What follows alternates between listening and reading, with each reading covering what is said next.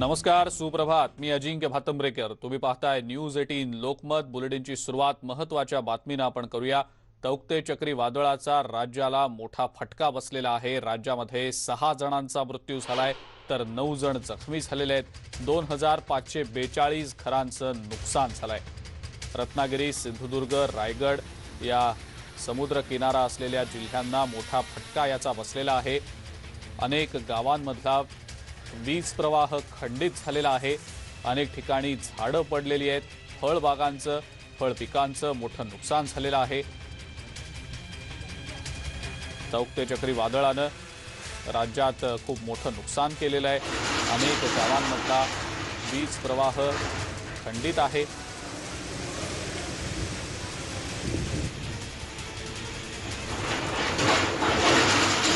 घरांची पडझड देखील झालेली आहे. घरांवरचे जे छत आहेत ते उडून गेलेले आहेत. तब्बल 2542 घरांचं यामध्ये नुकसान झालेलं आहे.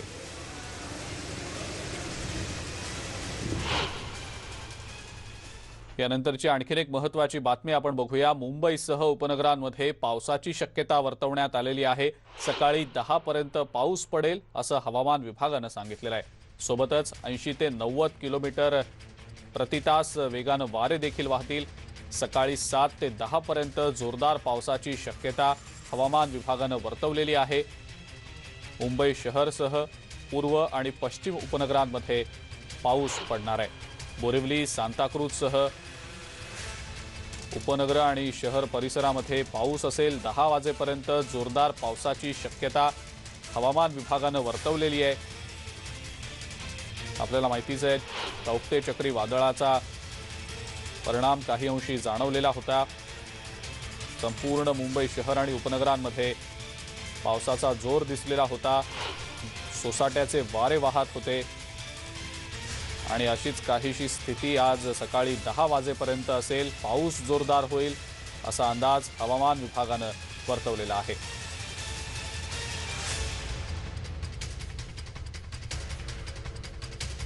मुंबईतली हीच स्थिती नेमकी कशी आहे याबद्दलची अधिक माहिती देण्यासाठी आपल्या सोबत आपल्या प्रतिनिधी प्रणाली कापसे आहेत.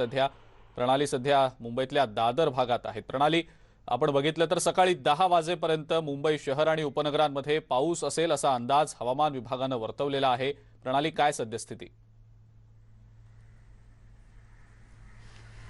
आपण जर बघितलं तर काल सबंध दिवसभर तौक्ते वादळाचा परिणाम मुंबईमध्ये दिसून आला आणि सबंध मुंबईभर काल दिवसभर अगदी सकाळी 10 वाजेपासून सुरू झालेला पाऊस संध्याकाळपर्यंत सुरू होता. या संध्याकाळपर्यंत सुरू असलेल्या पावसामध्ये आणि रात्रीसुद्धा तुरळक पाऊस पडतच होता.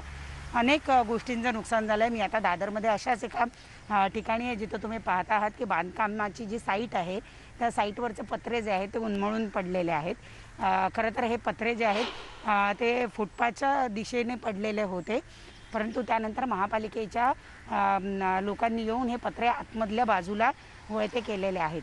काल जो काही सोसाट्याचा वारा सुरू होता संध्याकाळीसुद्धा त्या वेळेला ही सगळी पडझड जी झाल्याची दिसून येत आहे. मुंबईमध्ये काल शेकडो झाडं पडलेली आहेत, अनेक मोठी झाडं पडलेली आहेत. त्यामुळे वाहतुकीला सुद्धा अडथळा निर्माण झालेला होता. काल दिवसभर पाऊस पडल्यानंतर आणि दिवसभर सोसाट्याचा वारा सुरू राहिल्यानंतर आज सुद्धा मुंबईला अलर्ट आहे. सकाळच्या सुमारास आज मुंबईमध्ये सुद्धा पाऊस पडेल असं सांगण्यात येत आहे. कारण तौक्ते वादळ जरी गुजरातच्या दिशेनं गेलेलं असलं तरी त्याचा परिणाम आज दिवसभर सुद्धा मुंबई आणि उपनगरांमध्ये जाणवणार आहे. त्यामुळे मुंबई शहर आणि उपनगरामध्ये आज संध्याकाळपर्यंत सुद्धा म्हणजे खरं तर सकाळच्या वेळेला जास्त जोरदार पावसाचा इशारा देण्यात आलेला आहे, परंतु संध्याकाळच्या पुढे मात्र हळूहळू या वाऱ्याचा आणि त्याचबरोबर पावसाचा जोर जो आहे तो ओसरत जाईल आणि त्यानंतर तौक्ते वादळ जे आहेत ते त्याचा परिणाम जो आहे तो पूर्णपणे शमला असं आपल्याला म्हणता येईल. परंतु अजून आजसुद्धा मुंबईवर नाही म्हटलं तरी थोड्याफार प्रमाणात का होईना अशा पद्धतीचं एक सावट या वादळाचं दिसून येणार आहे आणि त्यामुळं आजसुद्धा मुंबईकरांना या सगळ्या परिस्थितीची जाणीव ठेवूनच घराच्या बाहेर पडावं. खरं तर महानगरपालिकेनं आज लसीकरण सुरू ठेवलेलं आहे, परंतु लसीकरण हे मोजक्याच केंद्रांवर आणि त्याचबरोबर मोजक्याच गटासाठी राहणार आहेत, सर्वसामान्यांसाठी ते खुलं राहणार नाही. 60च्या वरचे जे नागरिक आहेत ज्यांचा पहिला डोस राहिलेला आहे अशा लोकांना केवळ पहिला डोस वॉक इन मिळणार आहे. त्या व्यतिरिक्त आरोग्य सेवक आणि इतर लोक केवळ यांनाच जे आहे ते लसीकरण केलं जाणार आहे. सर्व केंद्रांवर लसीकरण सुरू नाही. त्यामुळे नागरिकांनी लसीकरणाचं कारण देऊन सुद्धा आज घराच्या बाहेर पडू नये. शक्यतो जोपर्यंत हा जोरदार पावसाचा इशारा जो आहे किंवा सोसाट्याच्या वाऱ्याचा इशारा जो आहे तो पूर्णपणे बंद होत नाही तोपर्यंत नागरिकांनी शक्यतो घराच्या बाहेर पडू नये असंच आपण त्यांना सांगूया या निमित्तानं. प्रणाली, धन्यवाद. सविस्तर माहिती आपण दिलीत त्याबद्दल. आणि आपण बघितलं तर मुंबईमध्ये 10 वाजेपर्यंत पाऊस असेल आणि कदाचित वाऱ्याचा वेग देखील काहीसा वाढण्याची शक्यता आहे. पण राज्यातल्या किनारी भागामध्ये या तौक्ते चक्रीवादळाचा काही प्रमाणात परिणाम जाणवलेला आपण बघितलं. आणि रायगड जिल्ह्यात खास करून वादळी वाऱ्यामुळे मोठं नुकसान झालेलं आहे. 5244 घरांचं यामध्ये किरकोळ नुकसान झालंय. मात्र या वादळामुळे जिल्ह्यात 4 जणांचा मृत्यू देखील झालाय. 5 घरांचं पूर्ण नुकसान झालंय. 500हून अधिक विजेचे खांब कोसळलेले आहेत. अनेक गावांमधला वीज पुरवठा खंडित झालेला आहे. हा वीज पुरवठा सुरळीत करण्याचे प्रयत्न सुरू केले गेलेत. अलिबाग आणि मुरुड या भागांमध्ये युद्ध पातळीवर सध्या काम केलं जात आहे. अनेक घरांचं नुकसान झालंय. विजेचे खांब कोसळलेले आहेत. घरांची पडझड झालेली आहे. काही घरांचं किरकोळ नुकसान झालंय. मात्र विजेचे खांब कोसळल्यानं अनेक गावांमधला वीज पुरवठा खंडित झालेला आहे. हा वीज पुरवठा सुरळीत करण्याचं काम युद्ध पातळीवर सुरू करण्यात आलेलं आहे.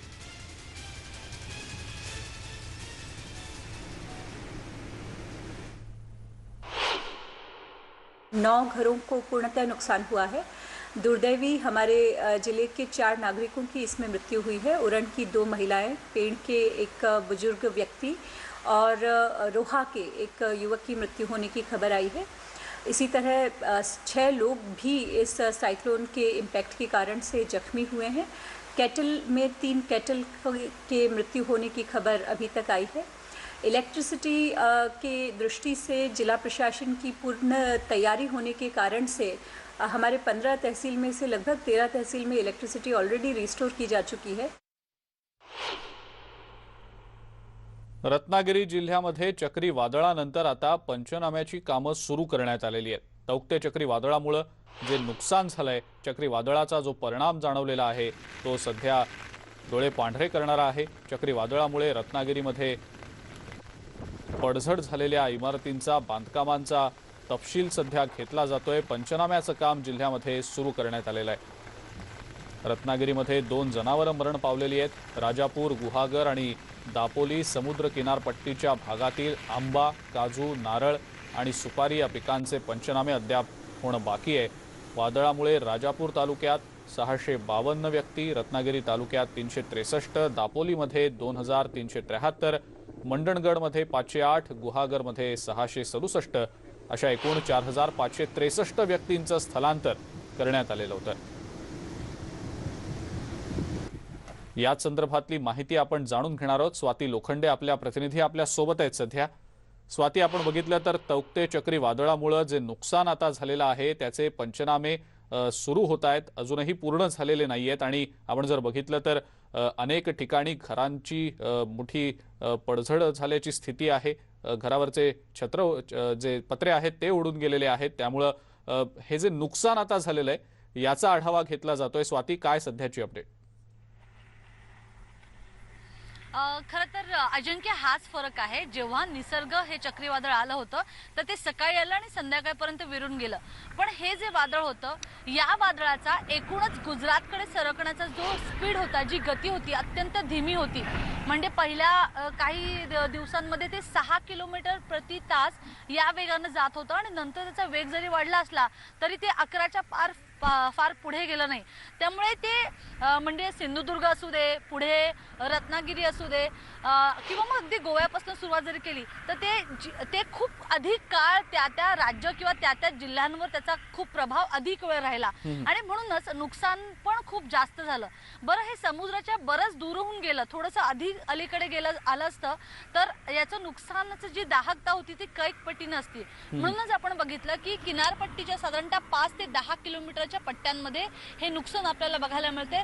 वरच्या बाजूला म्हणजे जो साधारणतः समुद्र सपाटीपासून वरचा जो भाग आहे तिथे नुकसान झालं नाहीये, पण ते जे नुकसान झालंय ते खूप जास्त झालंय.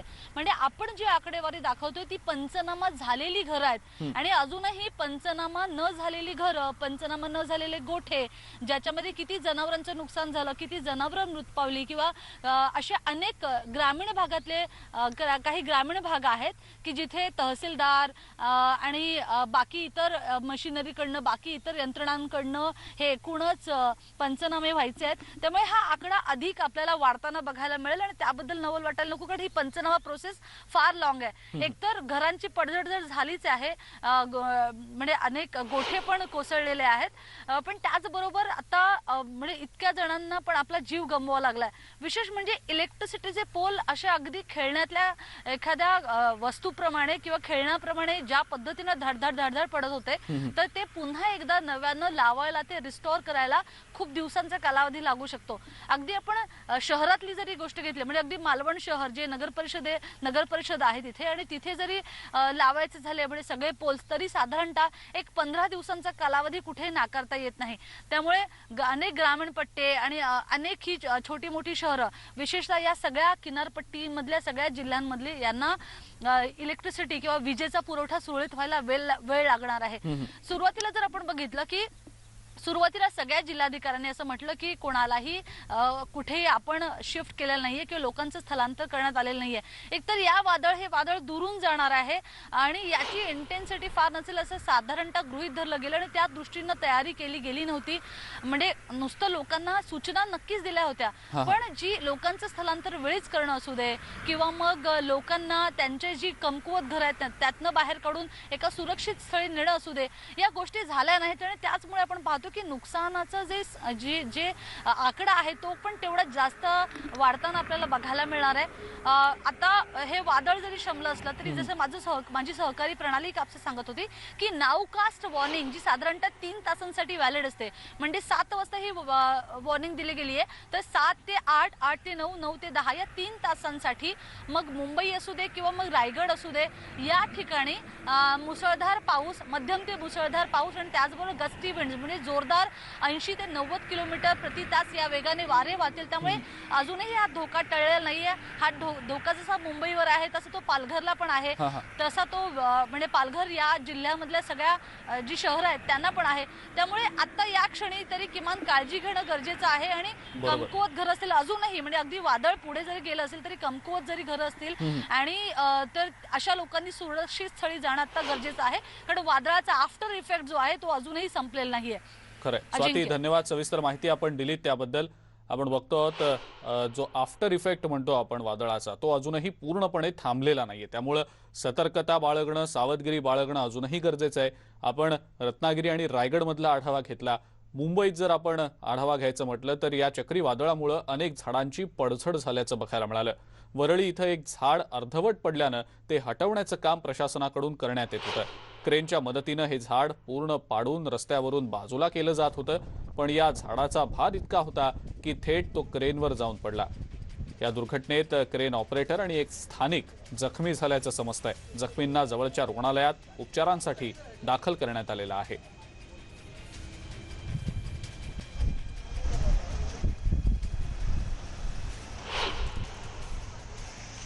त्यानंतरची पावसासंदर्भातली बातमी बघूया. मुंबईसह परिसरात मुसळधार पाऊस सध्या होतो आहे. विरार पूर्वेमध्ये वादळी वाऱ्यासह पाऊस बरसतोय. या वादळी वाऱ्यामुळे अनेक झाडांची पडझड झालेली आहे. रात्रीपासूनच विरार भागातली वीज देखील गायब आहे. विरार पूर्व या भागामध्ये खास करून हा सगळा परिणाम जाणवतो आहे. मुंबई शहर असेल, मुंबईतली उपनगरं असतील, दुसरीकडे वसई विरारचा भाग असेल, या भागांमध्ये पाऊस कोसळतो आहे. 10 वाजेपर्यंत हा पाऊस राहणार असल्याचा अंदाज देखील वर्तवण्यात आलेला आहे. अनेक झाडांची पडझड झालेली आहे. अनेक झाडं जी आहेत ती वाहनांवर पडलेली आहेत. रिक्षावर झाड पडल्यानं नुकसान झालेलं आहे. सोबतच विजेचे खांब काही ठिकाणी कोसळलेत. त्यामुळं अनेक भागांमधला जो विद्युत पुरवठा आहे तो देखील काल संध्याकाळपासून, काल रात्रीपासून गायब आहे. विरारमधली स्थिती नेमकी काय आहे या संदर्भातली माहिती आपण जाणून घेऊया. विजय राऊत आपले प्रतिनिधी आपल्या सोबत आहेत सध्या. विजय, आपण बघितलं तर वादळी वाऱ्यामुळे मोठं नुकसान विरार आणि परिसरामध्ये झाल्याचं बघायला मिळतंय। मुसळधार पाऊस देखील आहे, वीज पुरवठा देखील खंडित झालेला आहे बऱ्याच भागातला। विजय, काय सद्यस्थिती? नक्कीच हा जो चक्रीवादळाचा फटका जो आहे तो पूर्णपणे समुद्र किनारा जो आहे वसई विरारचा त्या ठिकाणी आपल्याला बसलेला पाहायला मिळतोय। अद्याप काल रात्रीपासून वाऱ्यासह पाऊस जो आहे तो पडतोय। अनेक ठिकाणची वीज जी आहे ती खंडित झालेली आहे, कारण अनेक ठिकाणचे पोल असतील, झाडे जी आहेत ते तारांवरती पडलेली पाहायला मिळतात, रस्त्यावरती पडलेली पाहायला मिळतात। पूर्णपणे जनजीवन जे आहे ते विस्कळीत झालेलं तर आहेच। कोरोनाचं संकट आणि त्यानंतर हे पावसाचं वाऱ्याचं संकट जे आहे ते आता वसई विरारला मधल्या नागरिकांना सहन करावं लागतंय। कुणीही घराबाहेर पडू नका, प्रशासनाकडनं सावधानतेचा इशारा देण्यात आलेला आहे। 10 ते 10:30 पर्यंत हा पाऊस राहील असं देखील सांगण्यात येते। परंतु आज म्हणजे काल रात्रीपासून जर आपण बघितलं तर वाऱ्याचा वेग आणि पावसाचा जो वेग आहे जो असा पाऊस पडतोय, त्यामुळे अनेक ठिकाणची वीज जी आहे ती देखील खंडित झालेली पाहायला मिळते। अनेक ठिकाणची झाडे जी आहेत ते रिक्षावरती पडलेत, काही गाड्या ह्याच्यावरती पडलेले आहेत आणि अनेक सखल भागामध्ये जे आपल्याला पाणी साचलेलं पाहायला मिळते। विजय, धन्यवाद, सविस्तर माहिती आपण दिलीत त्याबद्दल। पुढची महत्वाची बातमी बघूया। गुजरातला तौक्ते वादळाचा चांगलाच तडाखा बसल्याचं दिसतंय, कारण दीव आणि दमणमध्ये मुसळधार पाऊस पडलेला आहे। सौराष्ट्र भागामध्ये वादळाचा मोठा फटका बसलाय, अनेक भागांमधली झाडं कोसळलेली आहेत। गुजरातमधल्या एकूण 14 जिल्ह्यांना या तौक्ते चक्रीवादळाचा मोठा फटका बसताना दिसतोय। अनेक ठिकाणी विजेचे खांब कोसळलेत। गुजरातमध्ये तब्बल 1.5 लाख नागरिकांचं स्थलांतर करण्यात आलेलं आहे। अनेक भागांमधली झाडं कोसळलेली आहेत, विजेचे खांब पडलेले आहेत। त्यामुळे गुजरातमध्ये खास करून या चक्रीवादळाचा मोठा फटका बसल्याचं दिसतंय। जवळपास 1.5 लाख नागरिकांचं स्थलांतर आतापर्यंत करण्यात आलेलं आहे।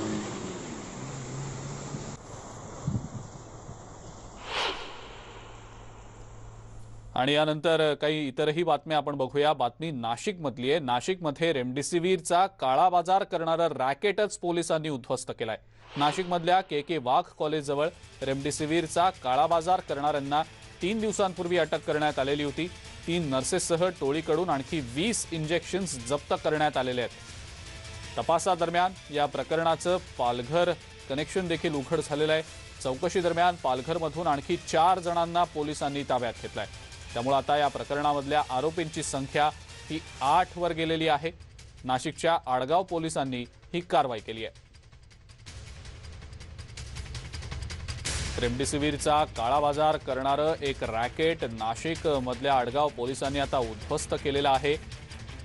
या सगळ्या प्रकरणामध्ये आधीच 4 जणांना ताब्यात घेतलं गेलेलं होतं, मात्र या सगळ्या प्रकरणाच्या तपासादरम्यान एक मोठं रॅकेट असल्याचं समोर आलं आणि याचं कनेक्शन थेट पालघरपर्यंत असल्याचं उघडकीला आलं आणि पालघरमधून आता 4 जणांना ताब्यात घेण्यात यश आलेलं आहे। अधिक माहिती या संदर्भातली आपण जाणून घेऊया। प्रशांत बाग आपले प्रतिनिधी आपल्या सोबत आहेत सध्या फोन लाईनवरून। प्रशांत, नाशिकमधल्या रेमडेसिवीरच्या काळा बाजार प्रकरणी एक मोठं रॅकेट उद्ध्वस्त करण्यात पोलिसांना यश आलंय। प्रशांत, काय सांगता येईल त्याबद्दल? ठीक आहे, हे रॅकेट फक्त नाशिक आणि पालघर या 2 जिल्ह्यांपुरतच मर्यादित नक्कीच नसावं अशा प्रकारची माहिती सगळी समोर येत आहे। राज्यातल्या अनेक भागात सुद्धा या रेमडेसिवीरचं रॅकेट उघडकीला येत आहे। अनेक खासगी हॉस्पिटल्समध्ये काम करणारा स्टाफ, नर्स हे सगळे या रॅकेटमध्ये सामील असं दिसतं। आतापर्यंत अटक झालेल्यांची संख्या 8 आहे। 61,000 रुपये किंमत, जी सरकारी किंमत आपण म्हणतो, असे 20 रेमडेसिवीर ताब्यात घेण्यात यश मिळालेलं आहे आणि अजूनही याची व्याप्ती वाढते अशा प्रकारची माहिती सगळी समोर येते। धक्कादायक पद्धतीनं या सगळ्या गोष्टी समोर येत आहेत। 27,000 रुपयाला एक रेमडेसिवीर विकत, म्हणजे 2 रेमडेसिवीर 54,000 रुपयाला विकताना 3 नर्सला रंगेहात पकडलं होतं। खासगी हॉस्पिटल्सला जे जिल्हा प्रशासनाच्या माध्यमातून रेमडेसिवीरचा पुरवठा केला जातोय आणि तिथूनच या प्रकारची सगळी सुरुवात झालेली आहे आणि अनेक गोष्टी यातनं अधिक समोर येतील अशा प्रकारची माहिती समोर येते। अन्न आणि औषध प्रशासन आणि पोलीस या दोघांच्या संयुक्त कारवाईमुळे हे रॅकेट उद्ध्वस्त करण्यात यश येत आहे। अजिंक्य। प्रशांत, धन्यवाद, सविस्तर माहिती आपण दिलीत त्याबद्दल। पुढची बातमी बघूया। ऑक्सिजनची कमतरता पाहता शासनानं ऑक्सिजन स्वावलंबन मिशन सुरू केलं आणि या योजनेला प्रतिसाद देत वर्ध्याच्या देवळी इथं SMW इस्पात प्रायव्हेट लिमिटेडच्या वतीनं संगम O2 हा ऑक्सिजन निर्मितीचा प्लांट उभारण्यात आलाय। इथं निर्माण होणारा ऑक्सिजन हा वैद्यकीय वापरासाठी मोफत दिला जाणार आहे। या प्रकल्पाचं लोकार्पण केंद्रीय मंत्री नितीन गडकरी यांच्या हस्ते करण्यात आलं। अवघ्या 21 दिवसात कंपनीने प्लांटची उभारणी करत हवेतून ऑक्सिजन निर्मिती सुरू केली। यातील ऑक्सिजन 99% शुद्ध असणार आहे। दररोज 500 सिलेंडर ऑक्सिजन निर्मितीची या प्लांटची क्षमता आहे। केंद्रीय मंत्री नितीन गडकरी यांच्या हस्ते याचं लोकार्पण करण्यात आलेलं आहे। या ऑक्सिजन निर्मिती करणाऱ्या प्लांटच्या माध्यमातून दररोज 500 सिलेंडर इतका ऑक्सिजन निर्माण होणार आहे। केवळ 21 दिवसातच या प्लांटची उभारणी केली गेलेली आहे आणि ऑक्सिजनचा जो तुटवडा गेल्या काही दिवसांमध्ये जाणवत होता तो तुटवडा आता बऱ्याच अंशी कमी होणार आहे।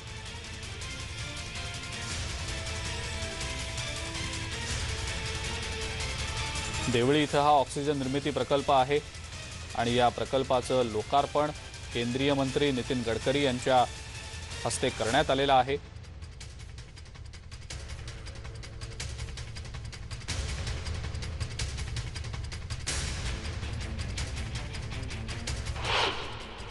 स्वाभाविक रूप से ऑक्सीजन में हमें स्वयं पूर्ण होना ये हमारी सबकी राष्ट्रीय जिम्मेदारी भी है और मुझे खुशी है कि आज वर्धा जिले में 500 ऑक्सीजन सिलेंडर देने का जो संकल्प योगेश जी ने किया है वो निश्चित रूप से बहुत महत्वपूर्ण और ऐतिहासिक है। आणि या सगळ्या महत्त्वाच्या बातम्यांसोबतच बुलेटिनमध्ये वेळ झाली इथंच थांबण्याची। ताज्या बातम्या आणि अपडेट्ससाठी बघत राहा फक्त न्यूज 18 लोकमत।